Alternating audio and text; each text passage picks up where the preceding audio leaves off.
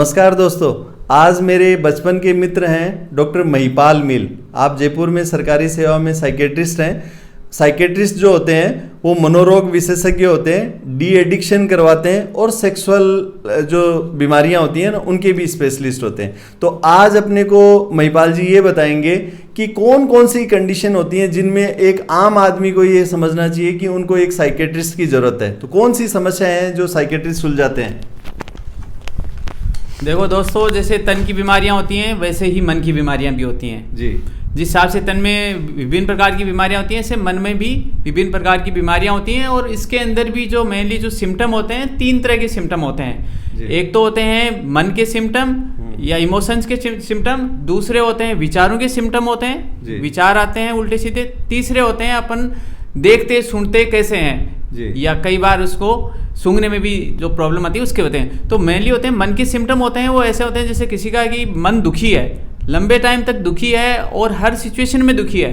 खुशी के टाइम भी उसका मन दुखी रहता है, हर टाइम में दुखी है, तो जैसे वो डिप्रेशन में हो सकता है। दूसरा है जैसे घबराहट हो रही है, बहुत तेज घबराहट हो रही है, हल्की फुल्की घबराहट होना, जैसे कोई एग्जाम के टाइम घबराहट होना या फिर कोई ऐसी सिचुएशन आ जाए जिसमें घबराहट होना, वो नॉर्मल चीज़ है। लेकिन घबराहट ऐसे हो रही है कि बहुत तेज हो रही है, पसीना आ रहा है, इसमें धड़कन महसूस हो रही है, या फिर कई बार घबराहट ऐसे होती है कि जैसे बिना किसी कारण के ही घबराहट हो रही है। बच्चे स्कूल गए हैं, आएंगे कि नहीं आएंगे, क्या हो गया, हस्बैंड ऑफिस गए हैं, क्या हो जाएगा उनके प्रति, ऐसी कुछ घबराहट होती हैं। या फिर शरीर, खुद के शरीर के प्रति भी घबराहट होती हैं। बार बार बीपी चेक करवा रहे हैं, पल्स रेट चेक करवा रहे हैं, शुगर चेक कर रहे हैं, कोई शरीर में कोई दिक्कत तो नहीं है, तो ये भी लंबे टाइम तक रहता है, तो ये भी बीमारी होती है। दूसरा होता है विचारों में होता है मेनली जैसे कि शक वहम होना। ऐसा होता है कि बिना किसी कारण के भी ऐसा विश्वास हो जाता है जो कि रियल में होता ही नहीं है। घर वाले, आस पड़ोस वाले, रिश्तेदार सब मना करते हैं, फिर भी होता है। जैसे किसी का वाइफ का हस्बैंड के प्रति हो गया, हस्बैंड का वाइफ के प्रति शक हो गया चरित्र पे कि वो कहीं जाते ही नहीं है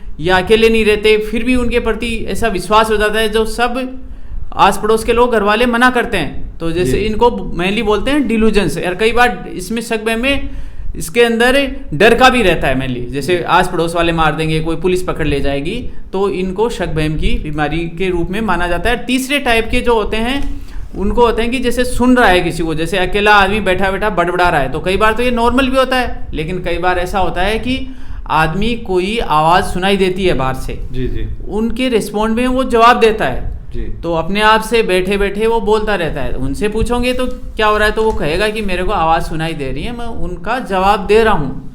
तो ये भी ये बीमारी होती है।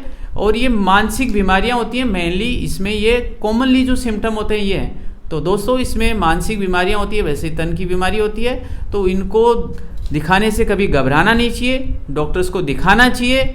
और ये इनको टाइम से दिखाने पर इन बीमारियों का आज के टाइम में बहुत अच्छा इलाज है। मंदिर मस्जिद या कई बार ऐसे जाते हैं कि ऊपरी हवा का हो गया, ये हो गया, ये ऐसा कुछ नहीं होता है। मंदिर मस्जिद अपना विश्वास के लिए जाइएगा, लेकिन मानसिक रोग विशेषज्ञ को जरूर दिखाइए, इन बीमारियों का इलाज संभव है आज के टाइम। धन्यवाद।